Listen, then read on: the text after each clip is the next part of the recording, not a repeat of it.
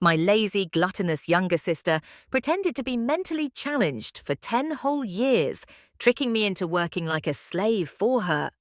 When I turned 25, she got tired of living like that and decided to go back to normal.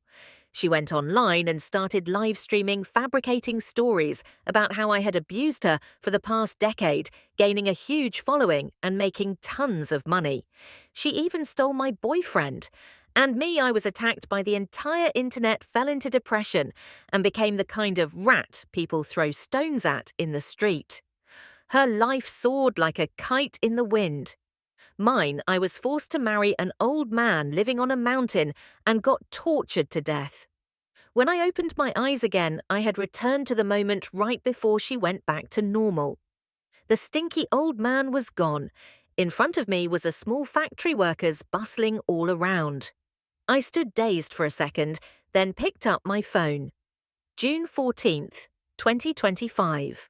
Exactly 3 days left before everything would begin. I wiped my face, stuffed the phone into my pocket, and ran home.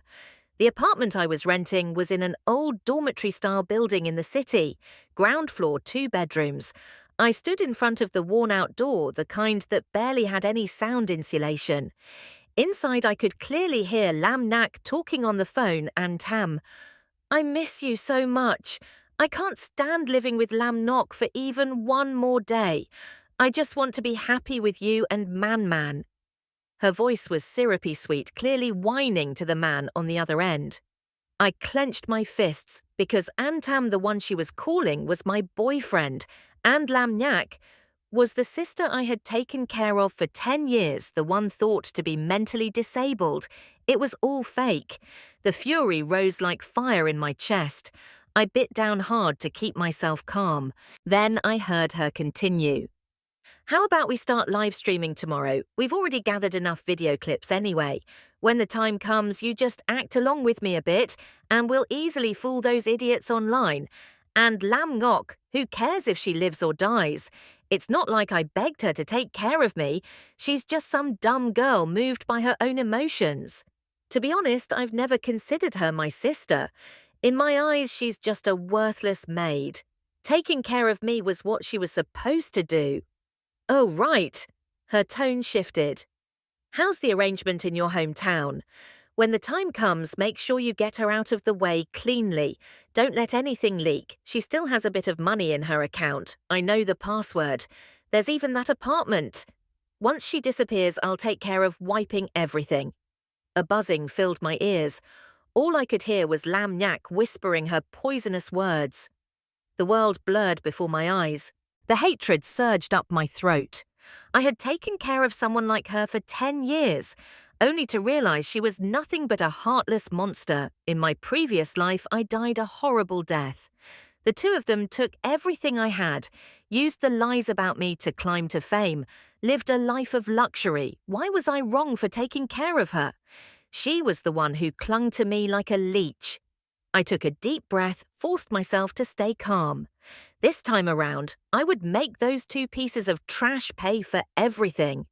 When I pulled myself together and returned to the room, Lam Nak had already resumed her vacant, dumb expression, drool, dripping down her chin.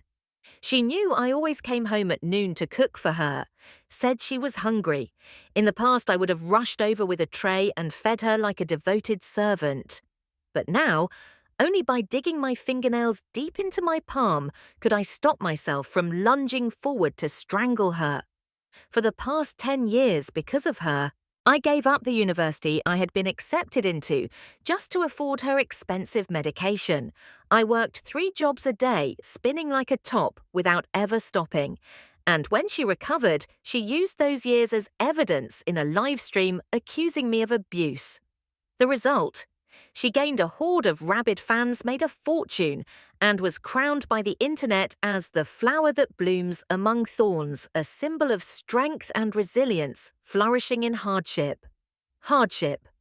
I looked around the spotless, tidy room. Right in front of me, Lam Nyak's skin was glowing white and smooth, her hands soft and untouched by any real labor. Where exactly was the hardship? While I was still stunned, pain shot through my arm. Lamnyak had pinched my bicep hard, screaming, "Hungry, hungry, I'm hungry!" I flung her hand off and curled my lips into a smile. All right, all right. You're hungry, right? I'll make something delicious for you right away."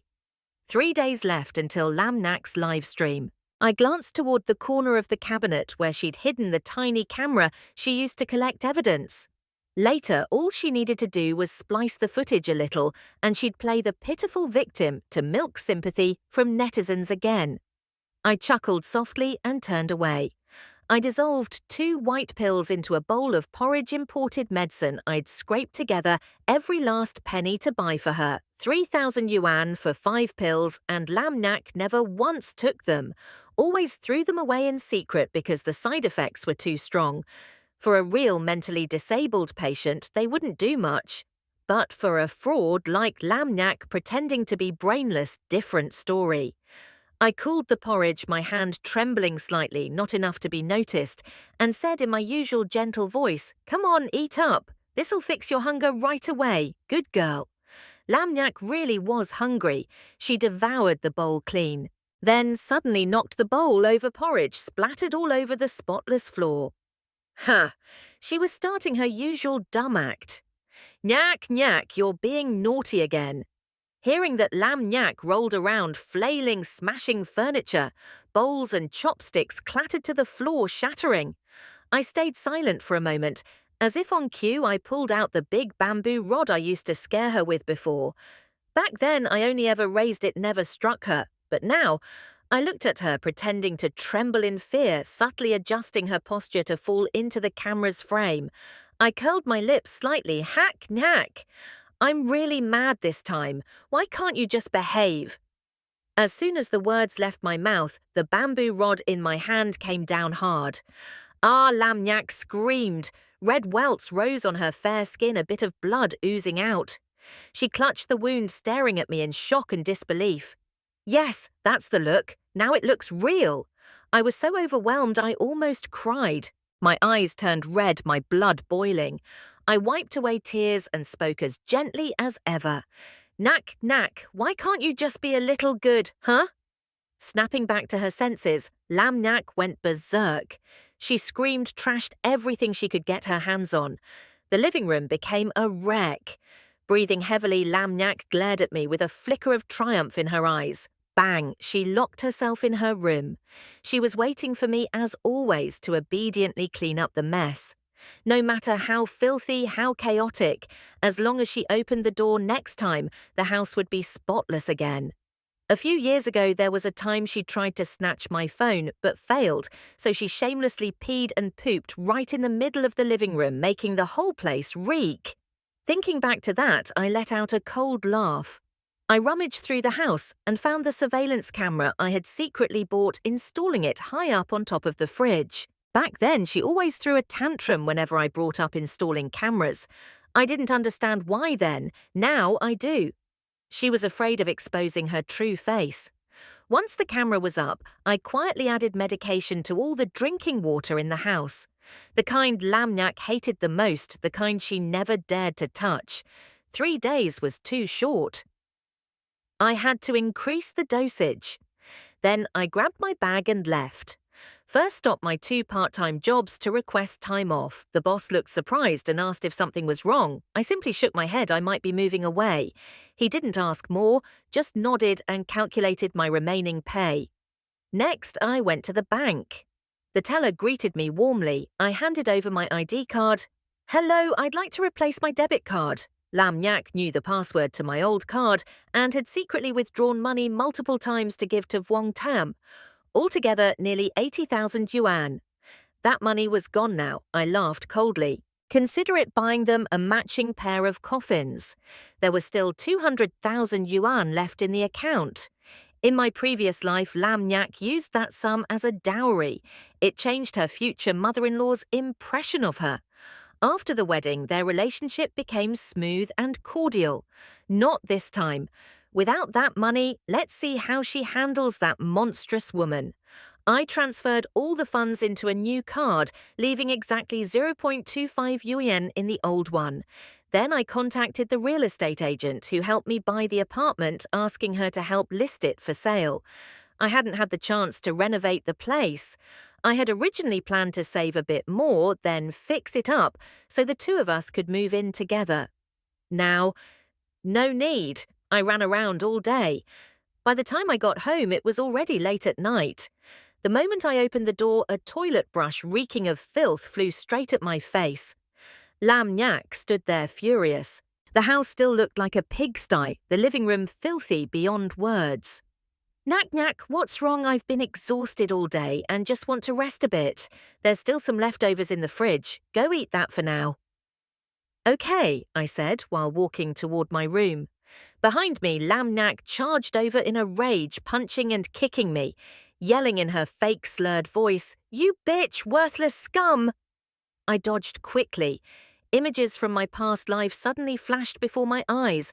Right before her live stream, she'd shown up covered in bruises, holding them up to the camera, wailing that I had abused her. Back then, I couldn't defend myself no matter what I said, because I hadn't caused those injuries, but no one believed me. I narrowed my eyes, staring straight at her, thinking if I'm going to be falsely accused anyway, might as well make it true.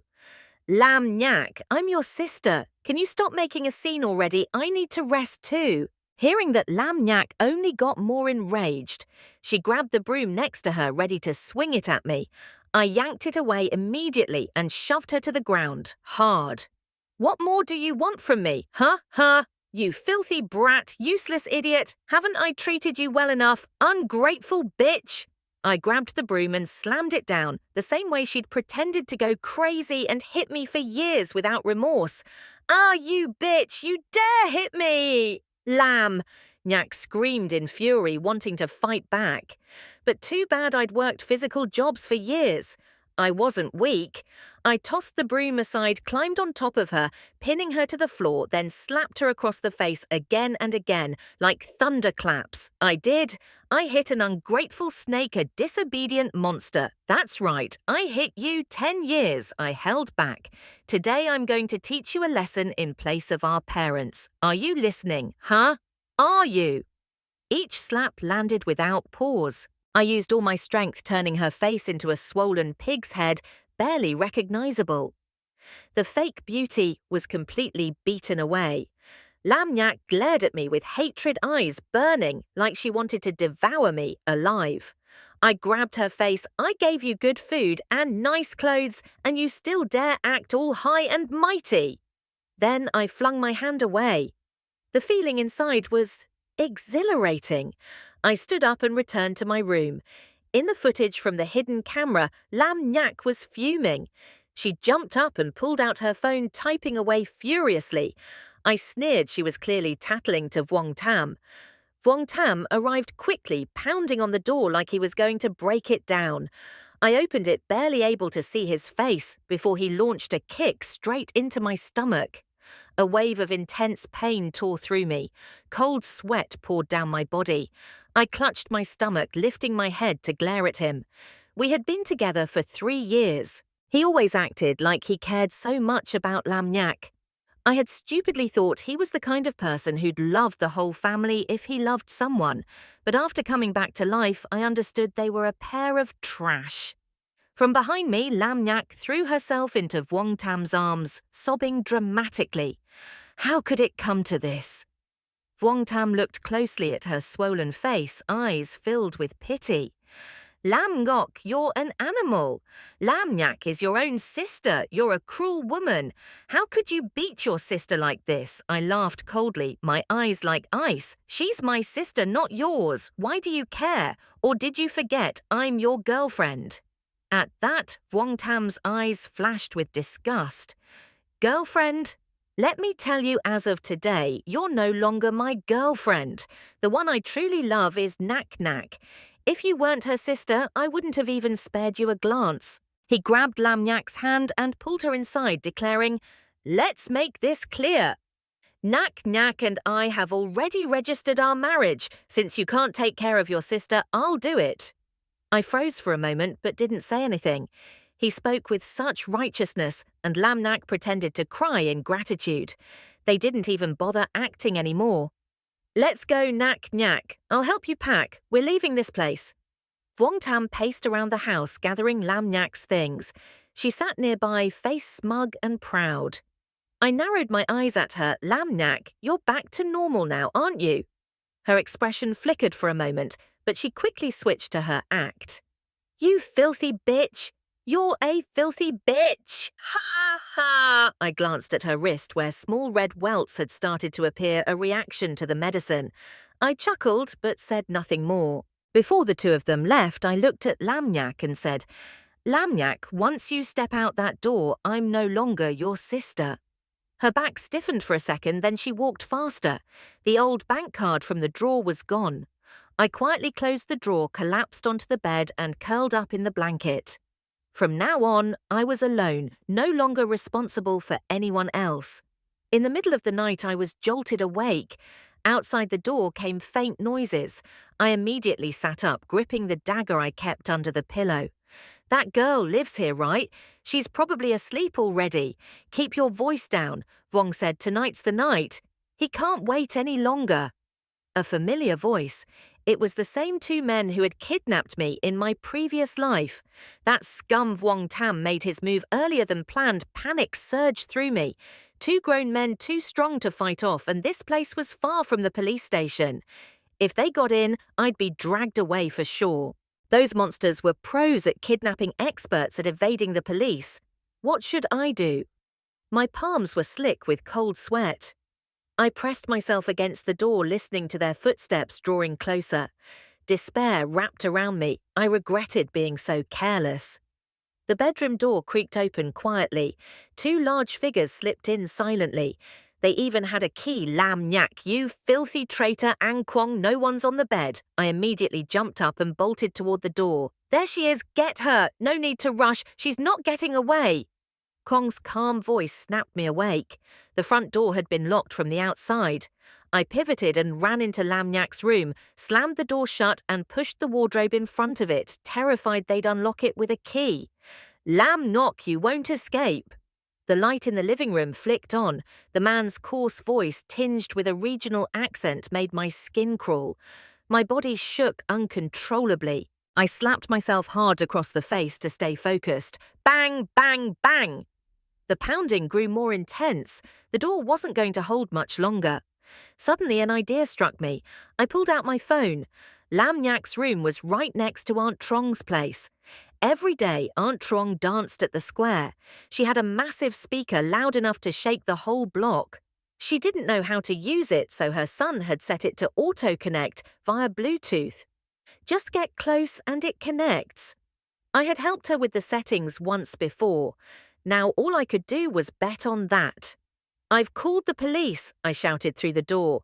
The two bastards ignored me, still pounding furiously. Ding Dong Bluetooth connected successfully. I beamed with hope and quickly played a loud emergency clip I'd downloaded before turning the volume to max. "Fire, fire, the house is on fire. Call the firefighters now." The piercing scream echoed through the night, tearing apart the midnight silence. The cramped tenement complex in the slums stirred with alarm. "Someone's yelling fire. Why is it so loud? Shit, what do we do now?" And Kwong cursed. They started breaking the door faster. I was so tense I triggered another recording one I had made earlier. "It's Lam Ngok's house, Aunt Trong. It's Lam Ngok's house on fire. It's a big fire. Both the window and the front door are locked. Everyone help!" The recording blared outside. Then I heard voices shouting, "The Lam sisters, are you inside? We've called the fire department already, right on cue." Sirens wailed in the distance. I suddenly remembered the fire station was nearby. "Bitch, you filthy bitch!" The two men cursed furiously outside. Then came the sounds of neighbors working together to break down the main door. The door burst open. Someone knocked on mine, Lam Ngok. "Are you in there? Where's the fire I was saved?" When I stepped out of the police station, my heart suspended in fear, finally found a moment of peace. Because of special circumstances, the false fire alarm only earned me a warning and a stern lecture. They said the two thugs had slipped into the crowd and escaped during the chaos. No arrests were made. They warned me, "You need to be extremely careful these days." I didn't dare return to that old place. I checked into a hotel temporarily. The next day, I bought gifts and visited each neighbour to thank them, also to apologise for the scare I'd caused. Aunt Trong was the most understanding. Afterward, I packed up, ended my lease, and left that dangerous area behind. On the way, I was extremely cautious, changing vehicles multiple times in case I was being followed. My new place was right next to the police station. There was no other way. I was terrified. Everything that happened in my past life, I'd rather die than let it happen again. For the next 2 days, I barely stepped outside. All meals were delivered to my door. The real estate agent also updated me with good news. I asked her to handle all the paperwork on my behalf. I lived like a scared rat curled in a corner, afraid to show my face. Today, an old friend suddenly sent me a shocking link. Evil sister abuses disabled siblings for 10 years straight. Tu ngok hurry and look, isn't that your lam nyak? She's slandering you online. I clicked the link, registered an account, and entered the live stream. On screen, Lam Nyak was sitting there with a bruised face, tears streaming down. Next to her was Wong Tam, gently placing a hand on her shoulder in comfort. All these years, my sister kept hitting me, wouldn't let me eat. She made me serve her, and if I did something wrong, she'd beat me with a broom on my face, on my body. As a kid, I didn't understand. I just knew it hurt. I didn't know why she hated me so much. Now that I'm clear-headed, I finally get it. She resented me for being a burden.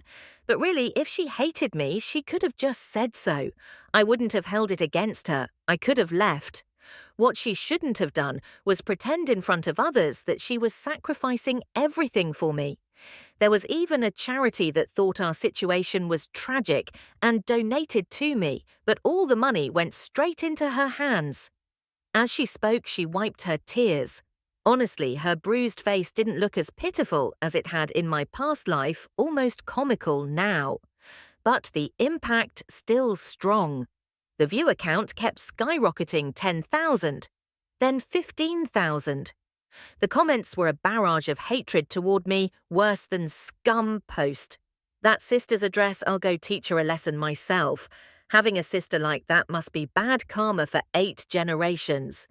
Tunyak, don't cry. Us girls online are all on your side. Send the address. I'll rip her apart for you. Among the comments, some were obviously paid trolls, but many were genuinely clueless about the truth.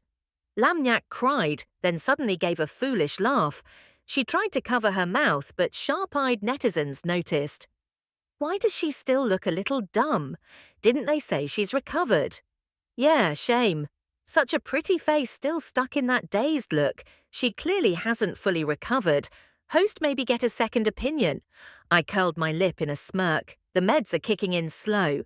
Earlier, I had laced her food and drinks with a high dosage of a special drug, slow-acting with side effects that would gradually reveal themselves. That kind of drug severely damages the nervous system, if you're normal, that is. Lamnyak likes pretending to be slow, huh? Then let her keep playing that role for life. The abusive sister story quickly climbed to the hot search. Old classmates, teachers and friends all started messaging me asking what was going on. I replied to a few close ones, give it a few days, the truth will come out. Because I used a new account, those internet sleuths hadn't tracked me down yet. The Disability Association and Women's Federation even called me. I firmly denied the abuse allegations and told them I would release a full explanation in the coming days. A few days later, Lam Nak was exploding in popularity with over 500,000 followers. She started live streaming to sell products, and plenty of people supported her buying to help out. Some clear-headed netizens began mocking her. So the torn-apart rags finally reveal the knife beneath. She's just milking pity. Selling stuff was the real goal all along. Immediately, Lamnak's fans clapped back, "Let her sell, I'm happy to buy. What's it to you? Even a disabled person gets cyberbullied now. You'll think the internet's lawless." The screen was flooded with supportive comments for her sales. Netizens enthusiastically placed orders buying, while angrily lamenting they couldn't find me if they did. They'd probably dig up my family tree 10 generations back just to curse it. At that point, I decided the scandal had grown big enough. So I directly tagged Lamnak in her livestream. "Lamnak, this is your sister Lamnok." The view count spiked immediately. People rushed to my profile to comment, but found no videos and couldn't message me. Either DMs were locked. Frustrated, unable to vent, they ran back to Lamnak's stream and cursed me out there instead. I simply posted a calm status with a photo. Regarding the accusation that I abused Lamnak, I will go live tomorrow at 8:00 p.m. to explain. Over on Lamnak's side, her orders had surpassed 10,000. She was ecstatic. Seeing me appear, the traffic spiked again. She even went online to spread rumors that I was a homewrecker, making netizens hate me even more. I just laughed. She really didn't know her limits. In just a moment, the buzz around the scandal grew even hotter. I didn't bother paying attention anymore. Until the next day at 8:00 p.m. when I started my live stream, the viewer count soared instantly. The comment section was a flood of curses. "You shameless witch, get on here and take your beating. Still gonna argue, she's got video proof, what do you have? If you're lying, may your whole family die. Oh wait, you don't have anyone but Lamnak, then just die already." I skimmed through the comments, calmly adjusted my equipment, then said, "Hello everyone, I'm Lam Gok. This scandal involving Lamnak has severely affected my life. I don't want to waste any more bandwidth, so I'll keep it brief. I don't care about your insults. I'm just here to tell the truth about how Lamnak has pretended to be mentally disabled all these years." Then I played the phone recording from earlier. Bit by bit, I laid out how the two of them schemed to steal from me using my blood and sweat to make money. I showed my university admission letter from years ago. It was a top 211 school. But because Lamnak relapsed, I couldn't attend. I showed proof that I worked 3 jobs daily, hospital records, bank statements, and reports I filed with the police. The comment section that had been cursing me into the ground suddenly fell silent. I raised my hand to show my rough skin and calloused palms. My voice slow but firm. "I'm 28 this year, just 3 years older than Lamnak. I should have had a bright future, should have been free to fall in love like any other girl. And girls, we all like to look pretty, don't we? I think I've been more than kind to Lamnak. She says I abused her, that's pure slander. And about me hitting her." I let out a cold laugh. My face had gone pale. Yes, I hit her after finding out that for 10 whole years she faked being mentally disabled, drained away my future and youth, and even tried to destroy me one last time. I truly couldn't hold back anymore. And that is wrong. My voice was so soft it was barely audible. But with nearly 100,000 people in the live stream, no one said a word. Then, one by one, friends, old teachers and neighbours spoke up. Tu Ngok wasn't lying. We've witnessed her struggles all these years. That girl worked so hard. She wasn't even 20 yet and was already raising Lamnak on her own. Lamnak went too far. Her sister raised her with so much hardship, and now she's turning around to harm her. Lam Ngok suffered too much. I glanced at the comments face calm. That's all I have to say. I'll post the evidence with my personal info hidden on this account. Thank you. I ended the stream, took a deep breath, sank into my chair, and wiped the slight dampness at the corner of my eyes. But inside, I felt at peace. Online, the tide began to turn. Netizens weren't completely blind. People who profit off lies by exploiting others' sympathy would eventually pay the price 10-fold, 100-fold. Those who had placed orders during Lamnak's livestream began demanding refunds and leaving bad reviews. The products she promoted were now facing massive boycotts from the internet community. We swear never to buy from her again. We're urging our friends and family to boycott too. Lam Nyak was getting cursed to hell and back. Some even photoshopped her face into a black and white memorial photo like she'd died. Someone dug up the address of the place she was living with Vuong Tam. Their front door was constantly being hit with dead rats, rotten eggs, and colourful spray paint revenge in all forms. Vuong Tam's family now hated Lam Nyak with a passion, but she didn't even have time to care she was being bombarded by brands demanding massive compensation for damages. If she didn't pay, they'd sue her. While scrolling through news updates, my phone suddenly rang. It was a call from Lam Nyak. I thought for a second, then picked up. You knew everything from the start, didn't you? How could you treat me like this? Aren't I your real sister? She still dared to say that. I stayed silent for a few seconds. Then a strange, deranged laugh crackled through the line.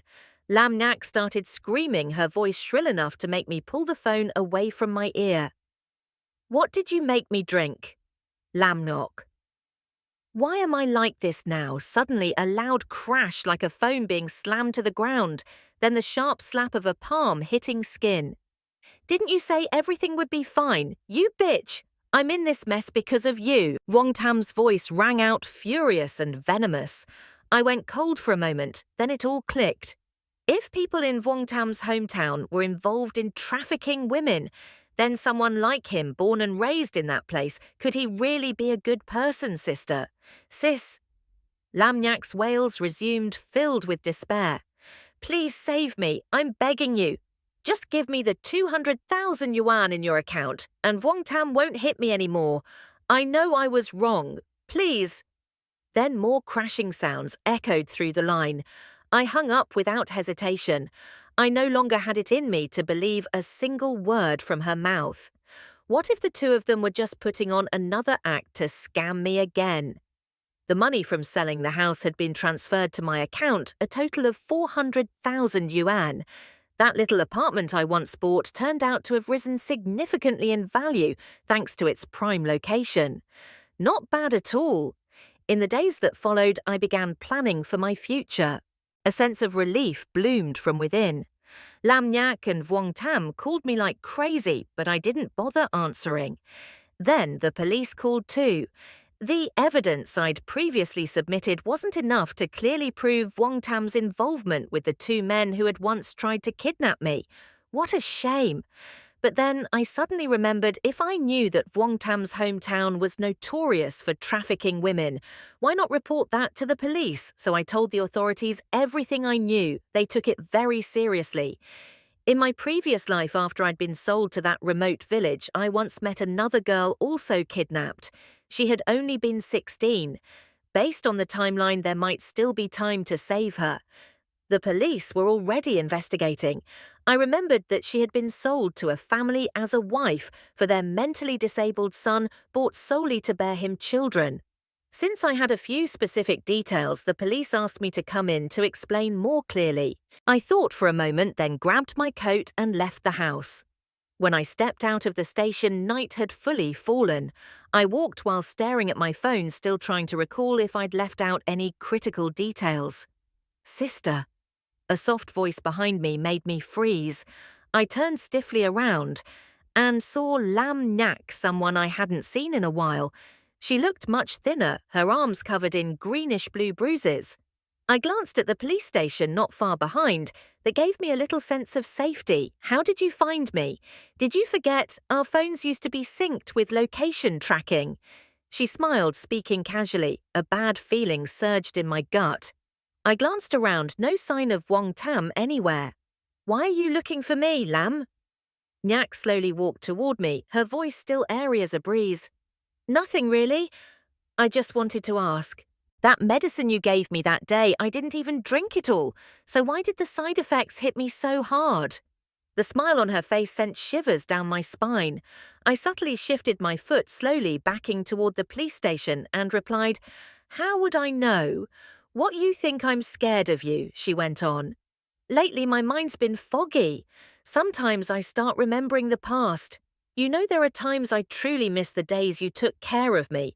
That made me laugh coldly. You really have the nerve to bring that up. Don't call me sister anymore. I don't have a wicked little sister like you. Lamnak didn't respond. She just kept walking closer, sis. You're really clever, huh? If you'd been taken away by those guys that night, maybe you wouldn't have to suffer like you are now. I froze. Suffer? What are you talking about? Before I could react, I saw her pull a gleaming knife from behind her back. I instantly turned and ran. Help, police! Someone's trying to kill me. I bolted toward the station, but panic makes mistakes more likely. My foot caught on a raised stone. I fell flat to the ground. Lamnak's footsteps came closer and closer. By instinct, I rolled to the side. The sharp blade grazed my neck, stabbing deep into the ground. Lamnak had missed. She yanked the knife up, ready to strike again. My eyes widened in despair, and then click, a sudden zap cracked through the air. The police had arrived in time, their stun baton knocking the knife out of her hand. Lamnak was immediately pinned to the ground, but her eyes stayed locked on me, burning with hatred. Lamnak, this is all your fault. You ruined my life. Why won't you just die? You deserve to die. She thrashed around like a madwoman. Shut up, stay still. An officer barked. But then Lamnak suddenly burst out laughing, an eerie childish giggle spilling from her lips as drool dripped onto the pavement. Because of the live stream incident earlier, some officers had seen her before. One of them frowned in disgust. Still pretending to be mentally ill, Lamnak, right, drop the act and stand up. I said nothing, but this time something inside me whispered she might not be pretending anymore. Back at the station, I gave my statement. The results of Lamnak's psychiatric evaluation came in. One of the officers looked at me, eyes sharp as a blade. Lamnu. Gok, are you aware how severe the side effects of Bolin are? I nodded, yes. In high doses it can cause psychosis. It's an imported drug, very expensive. Then why did you give it to her? That medication has serious effects on normal people. You did it on purpose, didn't you? He was clearly trying to intimidate me. I pressed my lips together. Yes, I gave it to her on purpose. The doctor said it was for treating illness. How was I supposed to know she was normal? They let me go. As for Lamnak, due to her mental health diagnosis, she was found not guilty and simply ordered to be kept under strict supervision by Vuong Tam. I could only smile bitterly. Facing Vuong Tam's venomous gaze, I returned home silently. He even had the audacity to call and threaten me. Just as I was about to cancel my SIM card, the phone rang again. If you want me to treat your sister, kindly transfer 100,000 yuan to me now. If not, I'll sell her off, make her serve old men for money. Are you out of your damn mind? I replied coldly, then immediately forwarded the call recording to the police, demanding they investigate seriously. After that, I destroyed the SIM, deleted all location sharing settings, and moved out that very night. Still, I didn't feel safe. Eventually, I made the decision to leave this city altogether. Months later, I heard news about Lamnak again. A human trafficking ring in Vuong Tam's hometown had been busted. Over 120 people in the village were arrested. 34 women who'd been sold were rescued. The story made national headlines.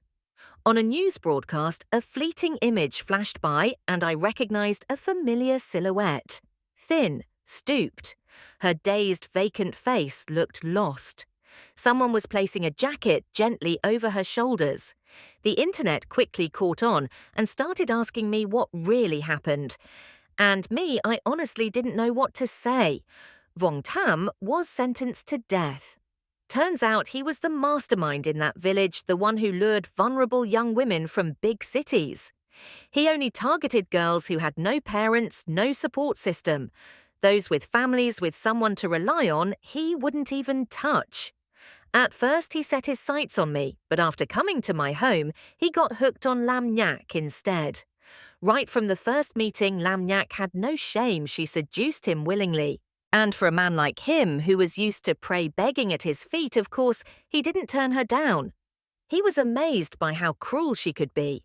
And so the two scumbags teamed up, a perfect match. Lam Nyak decided to cut me out completely and take everything for herself.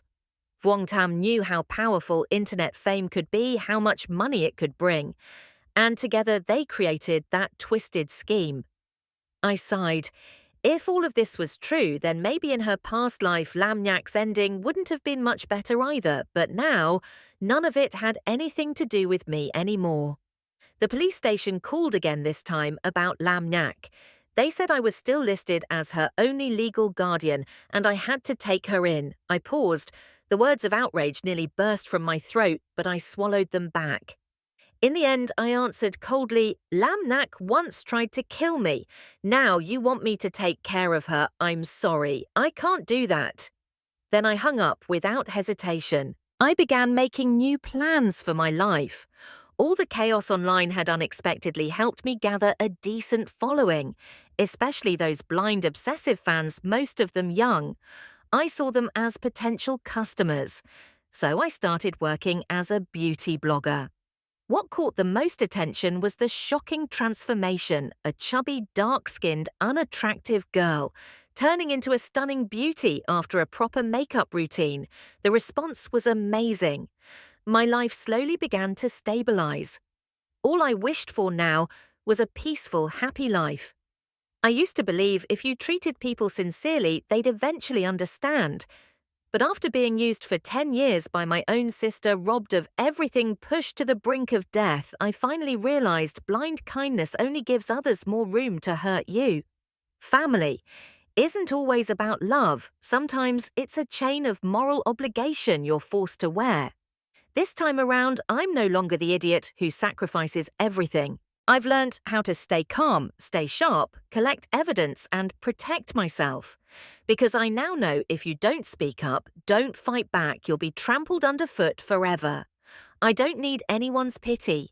All I want is to live, truly live, for myself. Thank you for watching Ken's Stories. I hope you enjoyed a relaxing and captivating storytelling experience. If you liked the video, don't forget to like and subscribe. Your support gives me the motivation to create more amazing content.